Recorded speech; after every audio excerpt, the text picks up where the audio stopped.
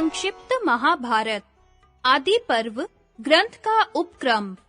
नारायणं नमस्कृत्य नरं चैव नरोत्तमं देवीं सरस्वतीं व्यासं ततो जयम् उदीरयेत्।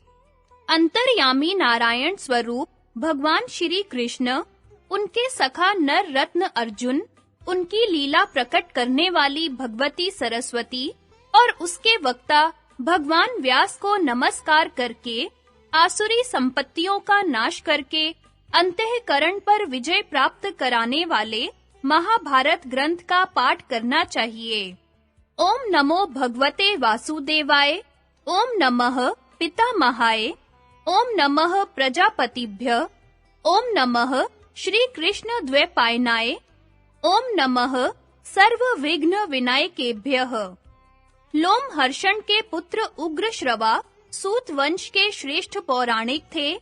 एक बार जब नैमिषारण्य क्षेत्र में कुलपति शौनक 12 वर्ष का सत्संग सत्र कर रहे थे, तब उग्रश्रवा बड़ी विनय के साथ सुख से बैठे हुए व्रतनिष्ठ ब्रह्म ऋषियों के पास आए। जब नैमिषारण्यवासी तपस्वी ऋषियों ने देखा कि उग्रश्रवा हमारे आश्रम में आ गए हैं, तब उनसे चित्र विचित्र कथा सुनने के लिए उन लोगों ने उन्हें घेर लिया। उग्रश्रवा ने हाथ जोड़कर सबको प्रणाम किया और सत्कार पाकर उनकी तपस्या के संबंध में कुशल प्रश्न किए। सब ऋषि मुनि अपने-अपने आसन पर विराजमान हो गए और उनके आज्ञा अनुसार वे भी अपने आसन पर बैठ गए। जब वे सुख पूर्वक बैठकर विश्राम कर चुके, तब किसी ऋषि ने कथा का प्रसंग प्रस्तुत करने के लिए उनसे यह प्रश्न किया, सूतनंदन, आप कहाँ से आ रहे हैं? आपने अब तक का समय कहाँ व्यतीत किया है? उग्रश्रवा ने कहा, मैं परीक्षित नंदन राजऋषि जन्मेजय के सर्प सत्र में गया हुआ था। वहाँ श्री वैशंपायन जी के मुख से मैंने भगवान श्री कृष्ण द्वैपायन के द्वारा निर्मित महाभारत ग्रंथ की अनेकों पवित्र और विचित्र कथाएं सुनी। इसके बाद बहुत से तीर्थों और आश्रमों में घूमकर समंत पंचक क्षेत्र में आया, जहां पहले कौरव और पांडवों का महान युद्ध हो चुका है। वहां से मैं आप लोगों का दर्शन करने के लिए यहाँ आया हूँ। आप सभी चिरायु और ब्रह्मनिष्ठ हैं। आपका ब्रह्म तेज सूर्य और अग्नि के समान है।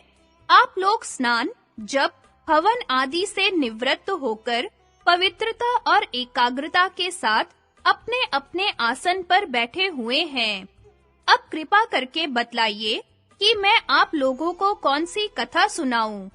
ऋषियों ने कहा, सूत नंदन, परम ऋषि श्री कृष्ण द्वैपायन ने जिस ग्रंथ का निर्माण किया है और ब्रह्म ऋषियों तथा देवताओं ने जिसका सत्कार किया है, जिसमें विचित्र पदों से परिपूर्ण पर्व है, जो सूक्ष्म अर्थ और न्याय से भरा हुआ है, जो पद-पद पर वेदार्थ से विभूषित और आख्यानों में श्रेष्ठ है, जिसमें भरत वंश का संपूर्ण इतिहास है, जो सर्वथा शास्त्र सम्मत है और जिसे श्री कृष्ण द्वैपायन की आज्ञा से वैशंपायन जी ने राजा जन्मेजय को सुनाया है, भगवान व्यास की वही पुण्यमयी, पापनाशिनी और वेदमयी संहिता हम लोग सुनना चाहते हैं। उग्रश्रवा जी ने कहा, भगवान श्री कृष्ण ही सबके आदि हैं। वे अंतर्यामी, सर्वेश्वर, समस्त यज्ञों के भोक्ता, सबके द्वारा प्रशंसित, परम सत्य ओंकार स्वरूप ब्रह्म हैं। वे ही सनातन व्यक्त एवं अव्यक्त स्वरूप हैं। वे असत भी हैं और सत भी हैं। वे सत असत दोनों हैं और दोनों से परे हैं। वे ही विराट विश्व भी है। उन्होंने स्थूल और सूक्ष्म दोनों की सृष्टि की है। वे ही सबके जीवन दाता, सर्वश्रेष्ठ और अविनाशी हैं। वे ही मंगलकारी, मंगल स्वरूप, सर्वव्यापक, सबके वांछनीय, निष्पाप और परम पवित्र हैं। उन्हीं चराचर गुरु नयन मनोहारी ऋषिकेश को नमस्कार करके सर्वलोक पूजित अद्भुत कर्मा भगवान व्यास की पवित्र रचना महाभारत का वर्णन करता हूँ। पृथ्वी में अनेकों प्रतिभाशाली विद्वानों ने इस इतिहास का पहले वर्णन किया है, अब करते हैं और आगे भी करेंगे। यह परम ज्ञान स्वरूप ग्रंथ तीनों लोकों में प्रतिष्ठित है। कोई संक्षेप से तो कोई विस्तार से इसे धारण करते हैं। इसकी शब्दावली शुभ है, इसमें अनेकों छंद हैं और देवता तथा मनुष्यों की मर्यादा का इसमें स्पष्ट वर्णन है। जिस समय यह जगत ज्ञान और प्रकाश से शून्य तथा अंधकार से परिपूर्ण था, उस समय एक बहुत बड़ा अंडा उत्पन्न हुआ और वही समस्त प्रजा की उत्पत्ति का कारण बना। वह बड़ा ही दिव्य और ज्योतिर्मय था। श्रुति उसमें सत्य, सनातन, ज्योतिर्मय ब्रह्म का वर्णन करती है। वह ब्रह्म अलौकिक, अचिंत्य, सर्वत्र सम, अव्यक्त, कारण स्वरूप तथा सत और असत दोनों है। उसी अंडे से लोक पितामह प्रजापति ब्रह्मा जी प्रकट हुए। तदनंतर 10 प्रचेता, दक्ष, उनके 7 पुत्र, 7 ऋषि और 14 मनु उत्पन्न हुए। विश्वे देवा, आदित्य, वसु, अश्विनी कुमार, यक्ष, साध्य, पिशाच, गुह्यक, पितृ, ब्रह्म ऋषि, राज ऋषि, जल, द्युलोक, पृथ्वी, वायु, आकाश, दिशाएं, संवत्सर, ऋतु, मास, पक्ष, दिन रात तथा जगत में और जितनी भी वस्तुएं हैं, सब उसी अंडे से उत्पन्न हुई। यह संपूर्ण चराचर जगत प्रलय के समय जिससे उत्पन्न होता है, उसी परमात्मा में लीन हो जाता है।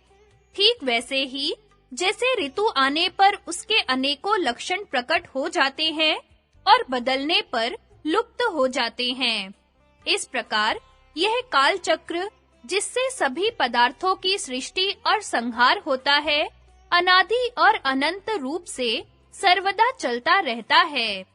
संक्षेप में देवताओं की संख्या 33,3333 है। विवस्वान के 12 पुत्र हैं। दिवह पुत्र ब्रह्मधानु, चक्षु, आत्मा, विभावसु, सविता, ऋचिक, अर्क, भानु, आशावह, रवि और मनु। मनु के 2 पुत्र हुए, देवभ्राट और सुभ्राट। सुभ्राट के 3 पुत्र हुए, 10 ज्योति, शत ज्योति और सहस्त्र ज्योति। ये तीनों ही प्रजावान और विद्वान थे। 10 ज्योति के 10,000, शत ज्योति के 1 लाख और सहस्त्र ज्योति के 10 लाख पुत्र उत्पन्न हुए। इन्हीं से कुरु, यदु, भरत, ययाति और इक्ष्वाकु आदि राज ऋषियों के वंश चले। बहुत से वंशों और प्राणियों की सृष्टि की यही परंपरा है। भगवान व्यास समस्त लोक, भूत, भविष्यत, वर्तमान के रहस्य, कर्म, उपासना, ज्ञान रूप वेद, अभ्यास युक्त योग, धर्म, अर्थ और काम, सारे शास्त्र तथा लोक व्यवहार को पूर्ण रूप से जानते हैं।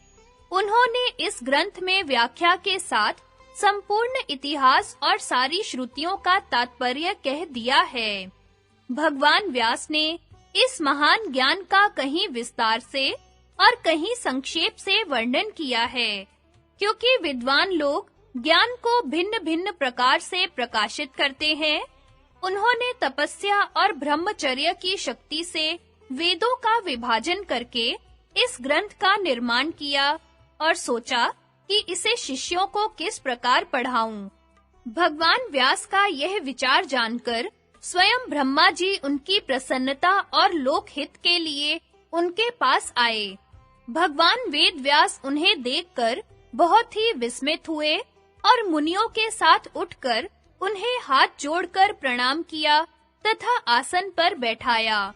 स्वागत सत्कार के बाद ब्रह्मा जी की आज्ञा से वे भी उनके पास ही बैठ गए। तब व्यास जी ने बड़ी प्रसन्नता से मुस्कुराते हुए कहा, भगवन, मैंने एक श्रेष्ठ काव्य की रचना की है। इसमें वैदिक और लौकिक सभी विषय हैं।